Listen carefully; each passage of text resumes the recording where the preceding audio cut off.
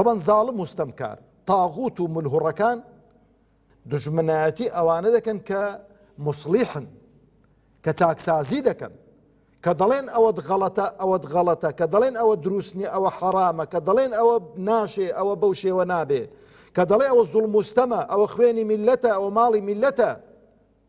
دژمنایەتی ئەوانە دەکەن لەبەرەوەش دەفەرمون لم يأتي رجل قط بمثل ما جئت به إلا عودي فمعنى هذا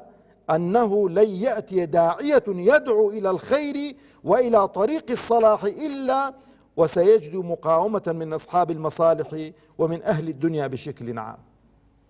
لبروا لدواي بيغمبريش عليه الصلاة والسلام هر کەسێک کە بێتن داعی ڕاستەقینە بێ ڕێبازی پێغەمبەری بەڕاستەقینە عليه الصلاة والسلام گربێتە بەر دینی ڕاستەقینەی خوا بە خەڵکی ڕابگەیەنێتن ئیلا ئەوانەی کە بەرژەوەندی شخصی خۆیان لە فەساد و بەدڕەوشتی و بەدئەخلاقی و بێدینیدا دەبینەوە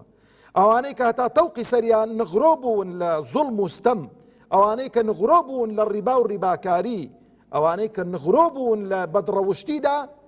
ئیلا دژمنایەتی ئەو داعی و بانگخوازانە دەکەن کە داعی و بانگخوازی ڕاستەقینە لەبەرەوە هەر عالمێکتان بینی کە لە دەرچی زاڵم و ستەمکاراندا بوو